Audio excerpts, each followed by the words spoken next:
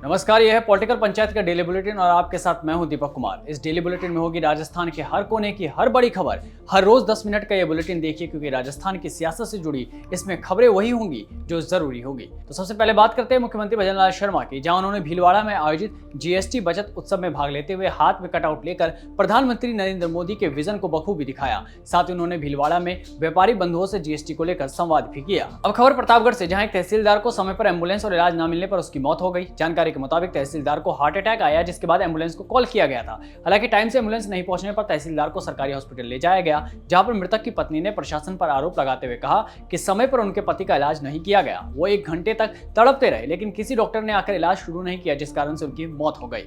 उनको अटैक की कुछ तो ट्रीटमेंट चालू करना चाहिए था ना। 1 घंटा हो गया और एम्बुलेंस बुलाई तो एम्बुलेंस आने को तैयार नहीं है, बोले बाहर गई एम्बुलेंस। अब मैं इस कंडीशन में गाड़ी में भी ले जाती हूँ तो बिना ऑक्सीजन के कैसे लेके जाती हूँ मेरे हस्बैंड को। हालांकि पत्नी के आरोपों के बाद जिला कलेक्टर अंजलि राजौरिया मौके पर पहुंची, जहां उन्होंने मीडिया से बात करते हुए हंसकर बताया कि उनके पास तहसीलदार की सारी रिपोर्ट्स है और उन्होंने दावा किया कि तहसीलदार को समय पर डॉक्टर द्वारा देखा गया था। इसके अलावा घटना के बाद पीसीसी चीफ गोविंद सिंह डोटासरा की प्रतिक्रिया भी सामने आई है, जहां उन्होंने मुख्यमंत्री भजनलाल शर्मा से संज्ञान लेकर दोषियों के खिलाफ सख्त कार्रवाई की मांग करते हुए सरकार पर निशाना साधा। डोटासरा ने सरकार को घेरते हुए कहा कि ये सीधे सीधे भाजपा सरकार की लापरवाही और बदहाल व्यवस्था की वजह से हुई सरकारी हत्या है। अब बात करते हैं शिव विधायक रविंद्र सिंह भाटी की, जहां बीकानेर में उनका फूलों की बरसात के साथ भव्य स्वागत किया गया। इस दौरान भाटी से मीडिया ने राहुल गांधी के तथा कथित वोट चोरी पर सवाल पूछा कि आपको क्या लगता है, वास्तव में वोट चोरी हुई है? इस पर रविंद्र सिंह भाटी ने तंज कसते हुए कहा कि जहां जहां पर कांग्रेस ने हार का सामना किया है, केवल वहां ही वोट चोरी के मुद्दे पर बोल रहे हैं। हालांकि उनको नहीं लगता कि ऐसा कुछ भी हो रहा है। उन्होंने इसको पॉलिटिकल इशू बताया और जवाब देते हुए कहा कि अगर हकीकत में वोट चोरी हो रही होती तो बाड़मेर वाली सीट कांग्रेस नहीं जीत पाती। अगर वोट चोरी होती बाड़मेर सीट कांग्रेस जीती है। जेकी जगह जीते हुई जगह तो कह नहीं रहा हो कि वोट चोरी हुई है, जेकी जगह थे हारे हो हुई जगह थे कह रहे हो वोट चोरी हुई है। मैंने लागे कोई की एड़ी चीज आज तारीख में हो सके। बाकी खबरों में आगे बढ़ते हैं और बात करते हैं नागौर जिले की, जहां कृष्णा गौशाला में रहने वाले कुछ लोगों ने नागौर से जोधपुर जाने वाली बस पर जमकर पथराव किया। आपको बता दें कि इस बस में कई छोटे बच्चे और महिलाएं सवार थी, जिनको टारगेट किया गया।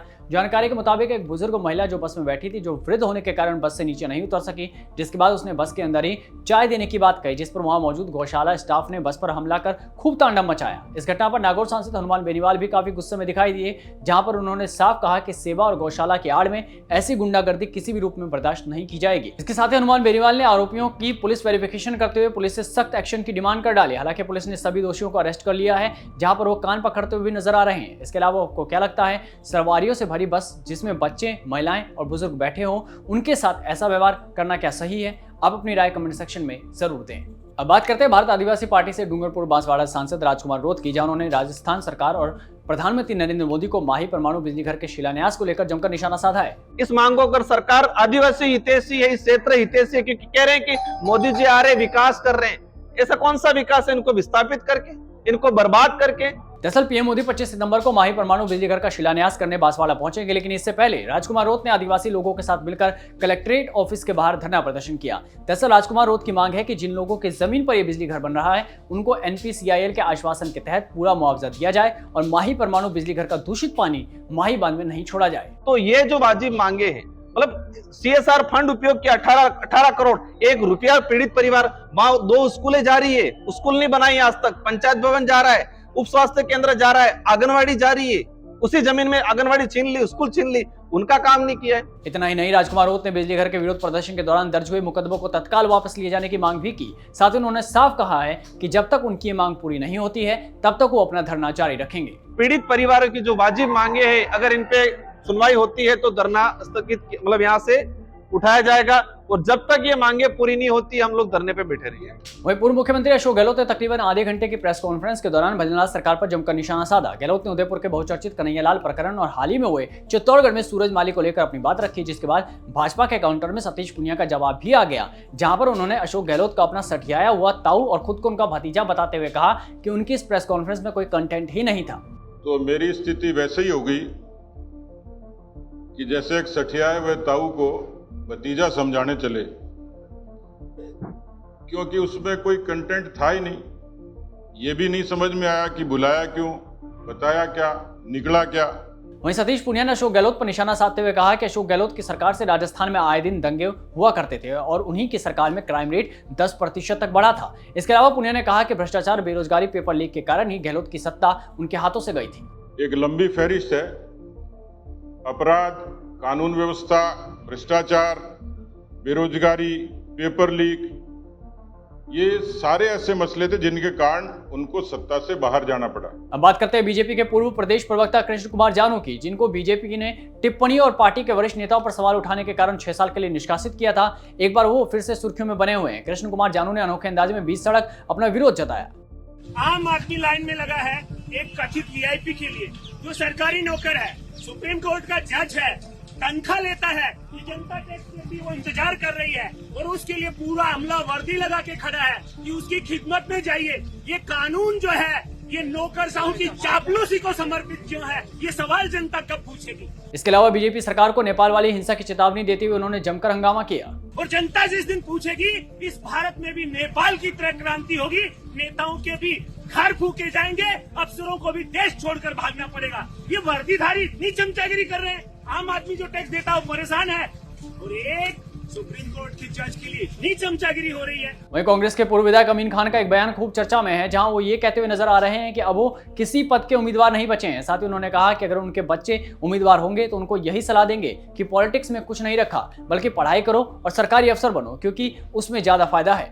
पढ़ाई पे ज्यादा फोकस करके सरकारी अफसर, इससे ज्यादा लाभ है और इस नेता के लिए लाभ नहीं। अब खबर जैसलमेर से, जहां ओरण गोचर भूमि को रेवेन्यू रिकॉर्ड में दर्ज करवाने की मांग को लेकर जैसलमेर जिला कलेक्ट्रेट कार्यालय के आगे अब भी धरना प्रदर्शन जारी है। रिकॉर्ड में दर्ज करवाने की मांग अब इतनी बढ़ गई है कि साधु संत भी इस मुहिम में शामिल हो चुके हैं। इसको लेकर 26 सितंबर को जैसलमेर में जन आक्रोश रैली का आयोजन होने वाला है। इसके अलावा आपको बता दें कि पोखरण विधायक महेंद्र प्रताप पुरी ने भी ओरण गोचर भूमि को रेवेन्यू रिकॉर्ड में दर्ज करवाने की मांग की थी, जहां पर उन्होंने प्रण लेते हुए कहा था कि जब तक ये मांग पूरी नहीं होगी तब तक वो जूते नहीं पहनेंगे। वहीं कांग्रेस से फतेहपुर विधायक हाकम अली खान और सूरजगढ़ विधायक श्रवण कुमार का एक वीडियो खूब तेजी से वायरल हो रहा है, जहां पर विधायक श्रवण कुमार अपनी ही पार्टी के विधायक हाकम अली खान की चुटकी लेते हुए नजर आए। श्रवण कुमार ने हाकम अली खान पर तंज कसते हुए कहा है कि थारी तो सड़क ही फूटी पड़ी है।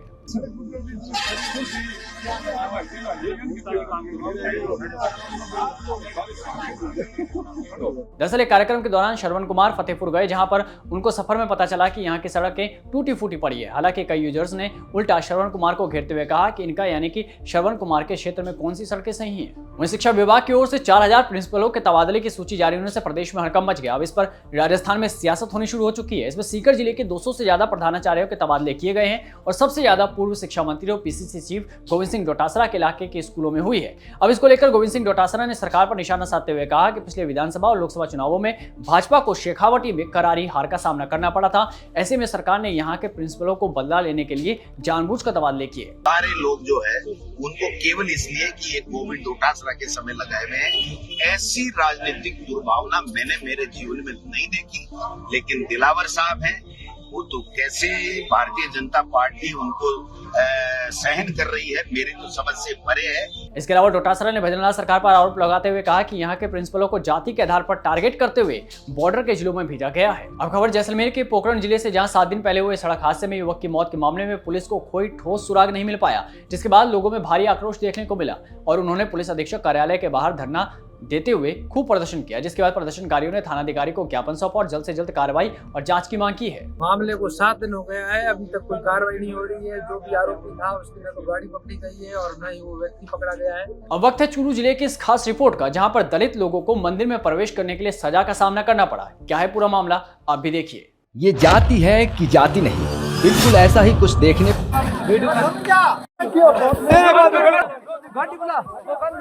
को मिला राजस्थान के चूरू जिले में, जहां दलित समाज के युवकों को मंदिर में जाने से रोकने की घटना सामने आई है। वहीं इस घटना के बाद गांव में जमकर तनाव देखने को मिला। इतना ही नहीं, दलित युवकों के साथ मारपीट की घटना भी सामने आई है। दरअसल चूरू जिले की सरदार शहर तहसील के साडासर गांव में दलित समाज के युवकों को ठाकुर जी के मंदिर में जाने से रोकने का वीडियो सोशल मीडिया पर वायरल हो रहा है, जहां भानीपुरा पुलिस थाने में इस पूरे मामले पर शिकायत दर्ज करवाई गई है। शिकायत में 19 वर्षीय कानाराम मेघवाल ने बताया कि रविवार को गांव की गौशाला में भागवत कथा के समापन के बाद शाम करीब 6:30 बजे ग्रामीण लोग कथावाचक के साथ शोभा यात्रा निकालकर ठाकुर जी मंदिर पहुंचे थे। इसी दौरान दलित युवक कानाराम अपने दोस्तों के साथ मंदिर में दर्शन करने जा रहा था तभी गांव के सूरजदास स्वामी और कुछ शरारती तत्वों ने उन पर जातिगत टिप्पणी करते हुए उन्हें मंदिर के अंदर जाने से रोक दिया। लेकिन कानाराम ने इसका विरोध किया तो आरोपियों ने उस पर थप्पड़ और मुक्के बरसाने शुरू कर दिए, जिसके बाद शंकरलाल नाम के युवक ने डंडा उठाकर उसके हाथ पर हमला कर दिया, जिसके कारण वह गिर पड़ा। इतना ही नहीं, भीड़ जमा होने के बाद भी वह गाली गलौज करते रहे और धमकी दी कि किसी दलित को मंदिर में नहीं घुसने देंगे। वहीं अब पूरे मामले पर पुलिस ने मुकदमा दर्ज कर जांच शुरू कर दी है।